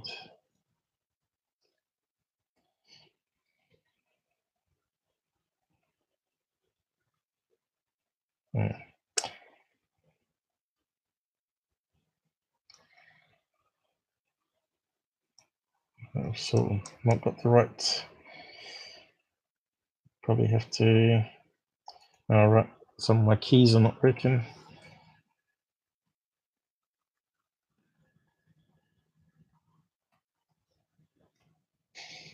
Spelled it wrong.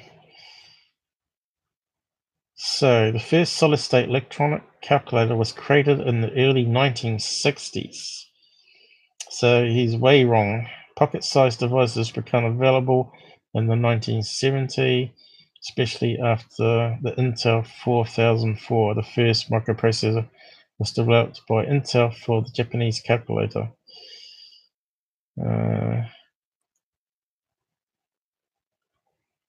Electronic calculator invented 40 years ago in 1967, so it was before 1971. Texas Instruments. Pocket calculator. That's different. That was invented in 1972. So he was saying he didn't have a calculator, but there was desktop calculators, of course. Pocket ones using batteries. The problem back then is they didn't have LCD screens like we have now, which are low voltage. They used like a thin piece of wire that lit up a colored screen. So it sucked the batteries dry very quickly. I had one of those in the 70s myself, I think, as a kid, just to play around with. I wasn't really into maths and stuff. Some guy got a whole broken ones, which were quite costly. They're quite costly things to buy, but like computers. So yeah, he gave us a free one, which were worth hundreds of dollars that he repaired. But because it sucked the batteries, AA batteries, dry within like a few hours use. And I didn't really use it much.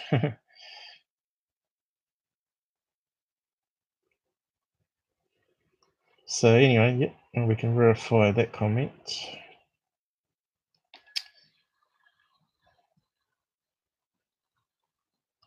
So there again is another fact where he's been exposed. So the basic idea and mechanics of telefax technology has been around since the 1840s. So we've read all that already. 71 fax was still sort of a lathe drum technology, required large and bulky devices. Would take about 6 minutes or more to transmit and receive each page. So there you go. I don't believe it's simply because he didn't use the magic engine technology at all. You think he make a couple, or by a couple I mean billions of bucks off his idea? Yeah, so if it's in his head, he should be able to redesign it and patent it and sell it, shouldn't he? In one of the interviews I heard, he said he was flown up to Groom Lake in 1971, and he said he knew it was Groom Lake because of the two long parallel runways. Maybe I stopped the video before then, maybe, I'm not sure. Or maybe it's another interview, of course. The second runway was not built until much later, I think late 80s. So the story just seems to have too many plot holes to be true. It does seem out there, but when he's talking about the lack of technology, though he may have been incorrect, I think he was just trying to make a point. I mean, I don't consider the exact invention date of things or the exact time something came into existence. But if you've got a photographic memory and you're looking at the patent page or whatever, or the book where it's written, it should be just popping out in his memory though. When I'm trying to make a point, the whole thing sounds unreal. Carry on down. That information isn't from government sources. In fact, there are very few government sources relating to Area 51. We know the year that the second runway was built from satellite photographs, personal interviews with former Groom Lake staff, and from viewers on Tickaboo Ridge. Building a second runway takes time, so lots of people will have seen it during construction. So they debunked him there about Area 51 or Groom Lake having two runways when he was there. People like this need to be burnt at the stake. So these comments probably from, there you go, 2007. So this guy's been around for a while, and I've only heard about him just from John this last week.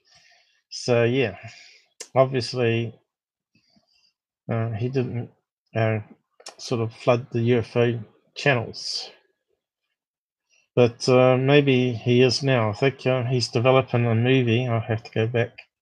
Had made a movie this year. So now he's being mentioned again around the internet.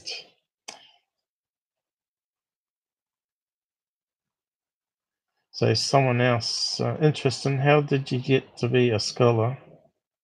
Yes, the handheld calculator was available in 1969 or 70. They had just came out when I entered the university. So there's someone that's confirming a date. Well, we just read on the wiki, they said 1972, wasn't it? So this guy said he had one in 69. So some wiki information that's wrong there. I dispute the facts was a machine mature technology in the 70s though. Okay. His interviews were entertaining though. He says he met General LeMay at Area 51 in 1971. Surprise folks, Curtis Lee May retired from the military in 1961, 10 years prior. By the time this was supposed to have happened, Lee May has been in retirement for 10 years. After 10 years of retirement, I seriously doubt he had an active security clearance. But as you know, that may not necessarily be true there. If he was part of the special government, he may have visited the site after he retired and had still clearance. Incorrect. Curtis Lee May was an insider. As a matter of fact, he is one of the Senator Barry Coldwater went to for answers on UFOs. Curtis May was probably a regular at Groom Lake before and after his retirement. In those days, security wasn't as strict as it is today. Okay. Here we go. We've still got people watching. Here we go for time. 5 hours, so probably have to wrap up soon. I think I've probably covered quite a lot here. I will post that link here of the debunks.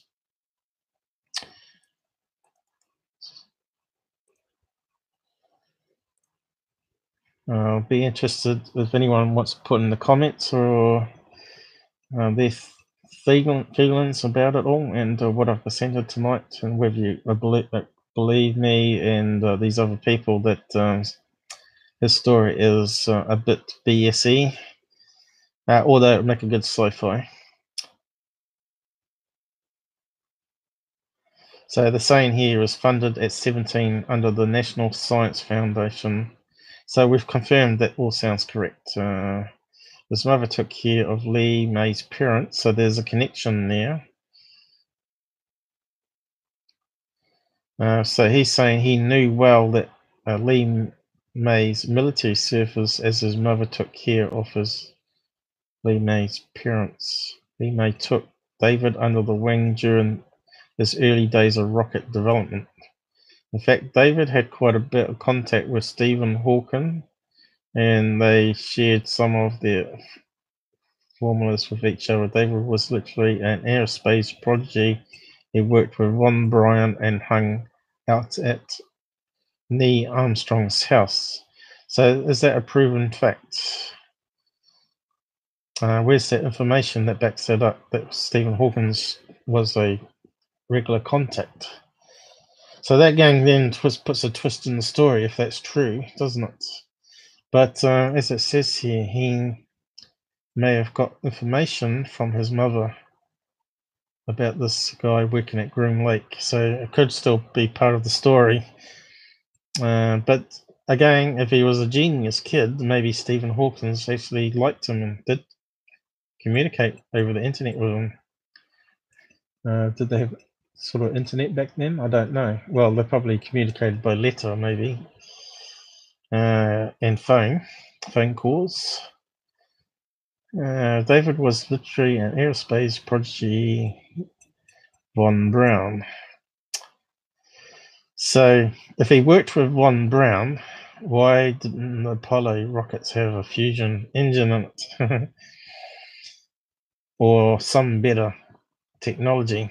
And why wasn't his name mentioned in NASA and places like that? So it still doesn't sort of work for me. It still sounds BS-y.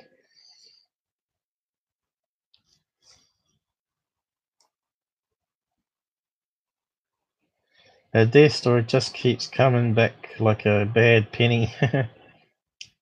Is as outrageous as a Lazar story. I probably wouldn't have believed the Lazar story if I hadn't been there from day one. What's that mean? The guy that bought my movie studio from me a few years ago said that he knew Adair and he thought he was on the level. Thanks again for your post. So there's a couple of people believing him. So based on your experience, do you believe the story of John? This sounds like science fiction add-on to a movie, October Sky. from the movie database. Based on fact, this is the story of a teenager named Homer Hickman growing up in a coal town where the boy's unusual destiny was to end up in the mines. But Homer had his eye on the sky and a love for flying rockets, to the dismay of his mine foreman father and the consternation of the townsfolk. Misfit for sure, he and three of his equally outcast buddies began making rockets. So he's making parallels to his story to this movie plot, which they fly from a patch of barren land 8 miles out of town, terrorize the community with their oft-times errant rockets. However, the people become intrigued and soon started coming out in droves to watch the rocket boys, I mean. Does sort of sound the same. So yeah, so that was all that list which I posted there. So I'll just close that one down. So what else do we need to cover? Quite a bit, I suppose. I've got to do it in 40 minutes though, because the stream will end. Was there anything on this one need to? I'll post that link there as well.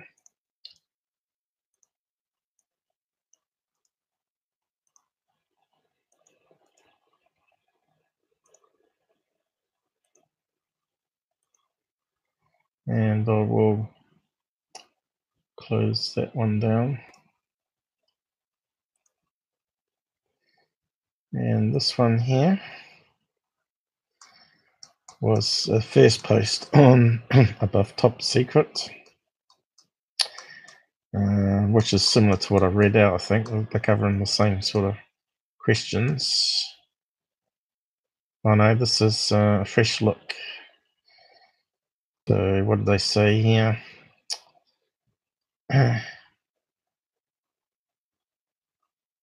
Well, at least they got some bigger images here that you can probably, well, it's pretty bad. You can't really read it, can you? So,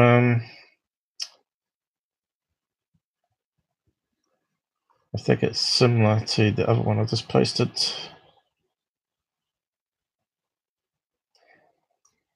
Well, I might have read out this one,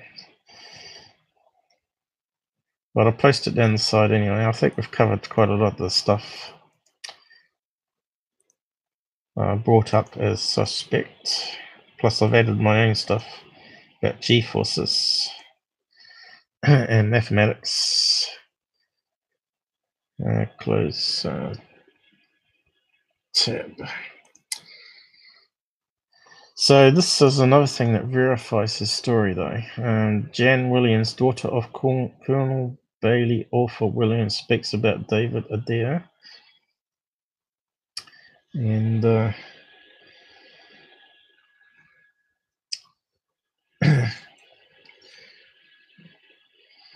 let's see if I can zoom in on that. I just might have to quickly go to the toilet, actually. Is it going bigger? Doesn't look like it. What's going on? Something's gone screwy.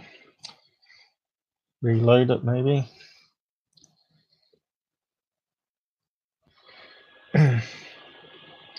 I'll post it down the site for people that want to.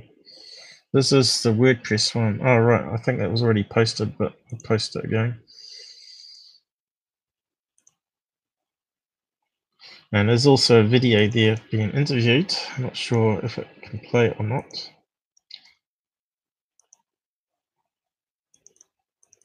Oh, there we go. It's working now. I'll just be back in a tick. I need to go toilet. 5 hours drinking.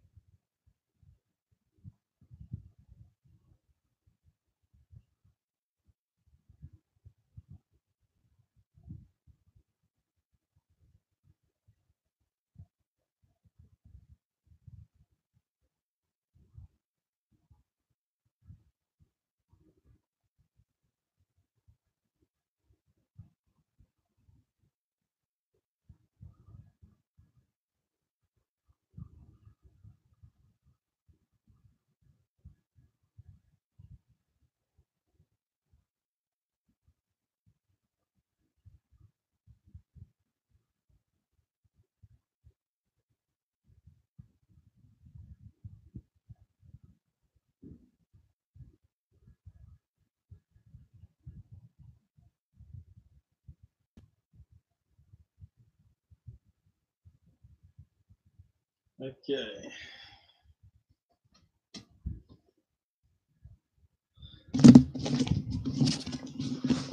Right, back again. It's better when your kidneys or bladder's not going to explode on you. It reminds me of that Simpson cartoon one where Grandpa wants to go to the toilet and they're on a desert road. I can't remember what episode it was called. And they keep telling him to hold on till the next garage station because it's miles away. And time they get there, he's in pain and rushed off to hospital. And the X-ray and both his kidneys are sort of exploded. You may have seen that episode, but it was quite funny. So this is another interview.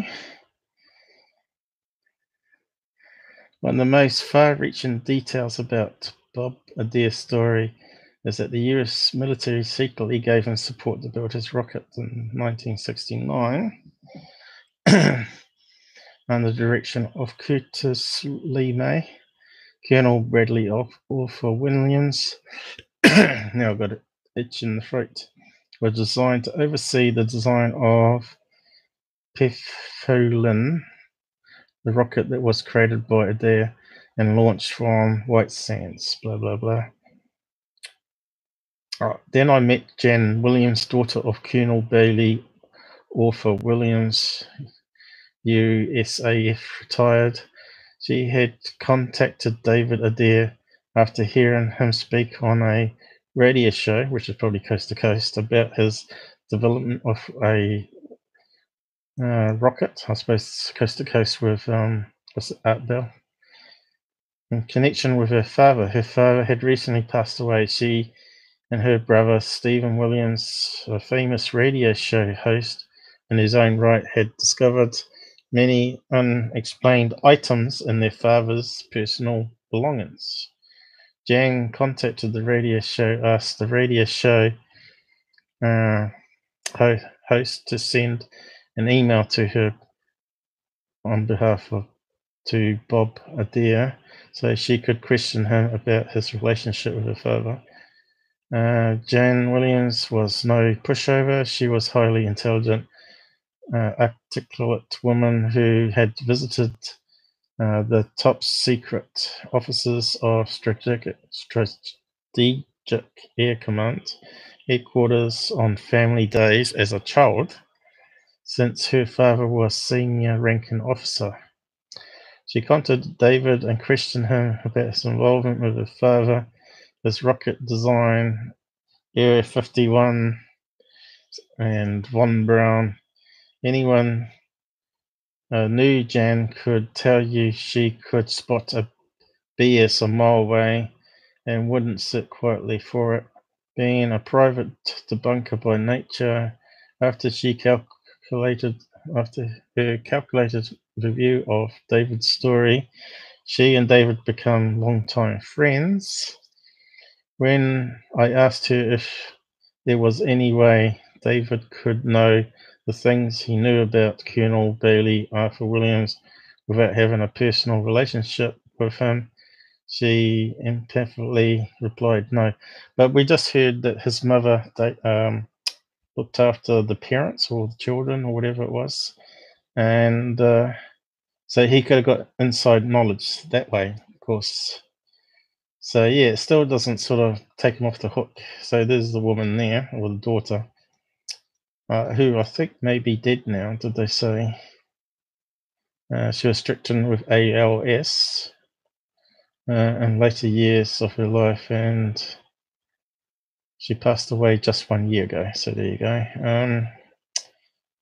Yeah, so go and watch that interview, I guess. Make up your own mind. I still think it's still explainable how he got the information.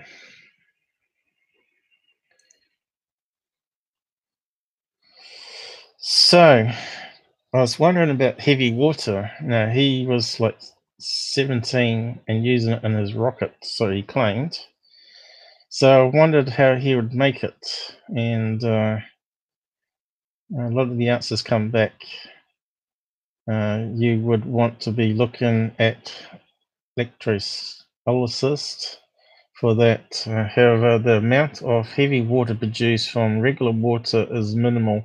So apparently, heavy water is actually mixed in with our own water, and we can drink it, and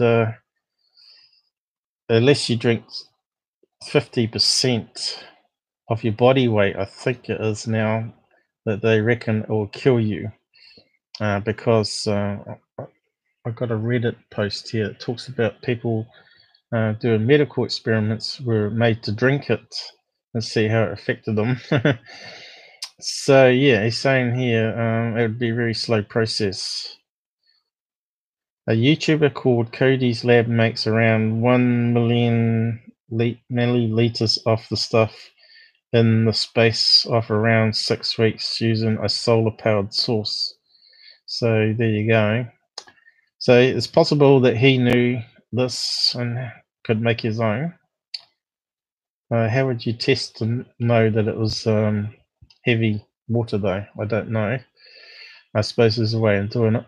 But what's interesting is you can actually order it, and guess who supplies it? United Nuclear, Bob Lazar's company, and it's called deuterium oxide. And as it says somewhere, that it's easy to turn it into heavy water. Also known as heavy water, deuterium is an isotope of hydrogen. And so on. Fusion reactors make pure deuterium gas for fusion experiments. You can easily make pure deuterium gas for fusion experiments by running DC current through it and collecting the gas. Electrolysis supplied in leak-proof Mardigine brand bottles. So there you go. So that's on Bob Lazar's site. So obviously people buy that sort of stuff.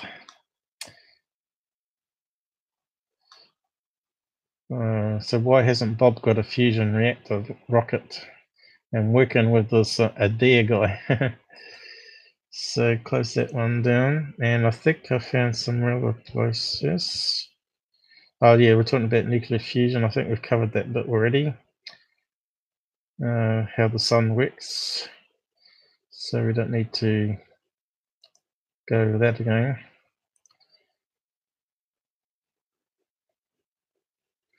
That's about talking about maybe water, drinking it. So I was looking at the chart here, and when I was talking about elements below 26, which is iron. So all these ones going back this way can be used for fusion, which is carbon, nitrogen, oxygen, helium, and chloride, lithium, and hydrogen. So definitely the chemicals he was using is needed for fusion. So that sort of backs up his claims, but he may know that stuff because I found out today as well, you know. And it's a nice little colourful chart, this one, and it sort of amplifies it as you go over it. I'll post it down the side if you're interested in that one. And it's also got element 115 on it. So here it is down here. Where is it? Has it? I think it has. UUP normally. Further down, I think. So, oh no, maybe it hasn't. Oh, actually, it should have, shouldn't it?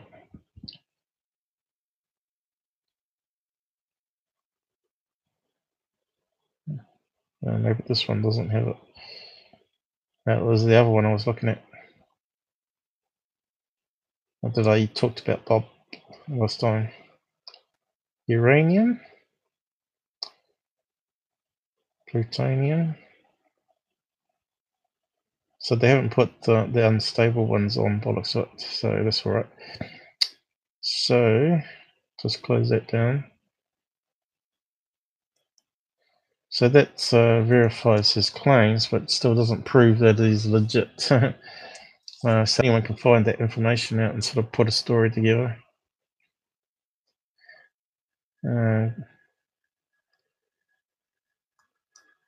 That was how to make heavy water, so we can close that one down. But as you can see, it's probably quicker to buy some of the oxides and make more of it quicker. Now, I'm not sure how legal it is, where we get permission and all that sort of stuff. We'll get raided by FBI. So here we got would drinking heavy water deuterium oxide be harmful to humans? What would happen? So down here, someone has answered. I drank 1 liter of heavy water once, followed by a daily intake of 200 mils of heavy water. The reason why I did this was for a medical experiment I was participating in, and they used this to track the turnover of 71 helper cells involved in immune system response. The idea that the new T1 cells would incorporate some of the deuterium in their DNA. What happened was that I got massive vertigo and got sick, threw up. The reason of this was the change of weight in the fluids in the balance organ. At least that's what they told me. So probably years later it gets cancer or something probably. After a couple of hours, everything was okay going. I guess they pay people to do medical experiments like this and sign a disclaimer or a waiver to not sue them. Following intakes had no effect. I do remember that I did not like the taste of it. It was different from normal tap water. I got to dislike the taste as I associated it with vertigo. I believe kind of metallic, bitter. This was over 12 years ago. I too had to consume D2O. They call that deuterium.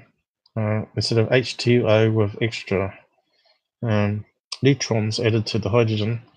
So they just call it D2O. For a medical study, we had to drink it slowly to ensure we weren't sick. It tastes like water that you left to sit for a while. It certainly wasn't pleasant. So there you go. I wonder if that's because it often has been sitting for a while. It's quite a slow extraction process, and I suppose it goes into a jug. Would it change anything to stir it up a little? Oxygen mix. Could the taste thing be due to a lack of minerals or a different set of them? No, it shouldn't be. If you distill water, it tastes extremely sweet, and if you put distilled water in the fridge like we have here, it actually gets really cold because you ain't got the other minerals in the water, which can change the temperature of it. And of course, you got all these experts saying, "Oh, distilled water is bad for you because it leaches out elements in your system because it combines with them so easy, and that's why you should drink mineralized water." Blah blah blah. But I've drunk it for so many years now. I got a Pure Magic thing. It's it also goes by a different name, but basically it boils the water and then distills it and drips into a jug. It takes about a couple of hours to do it. Makes a hell of a noise. But currently we've stopped using it, and now we're using a filter system. So it does a pretty good job. Still tastes pretty good, and it has a carbon filter, of course. So it's not that bad for you. Did they actually say what will kill you though? I think it's 50% now.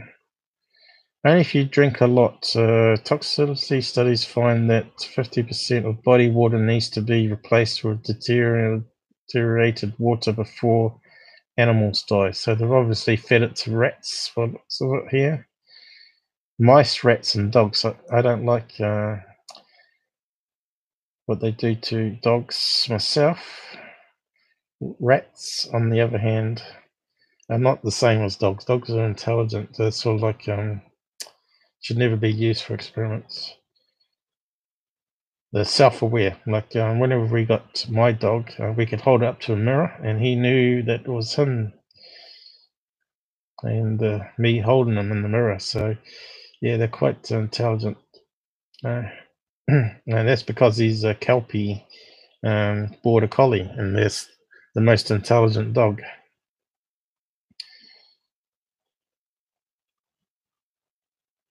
So sometimes invisible stereo relativity. So those people on these experiments for some easy cash might have some medical problems later on.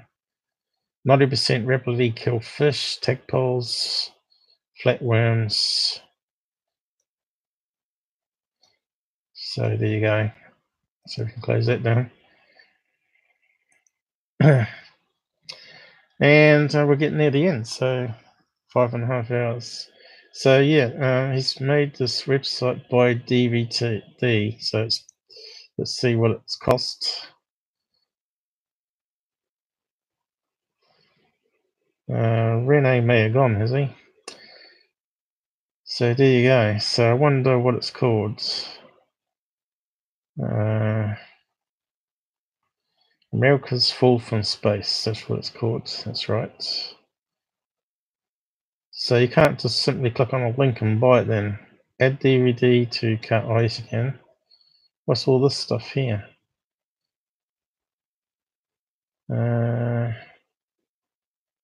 So you can email them. So yeah, how much is it? How can we find out? Oh, right, there it is. $20. So same as Jeremy Corbell then, plus shipping. So what's the shipping cost? If it's overseas, it's going to cost you like 20 US. It's going to cost you more than the DVD. So yeah, I don't know if that's online somewhere. You know how people pirate stuff. So maybe have a look around. That might be an interesting watch, but I still think he's BSing like my mate said.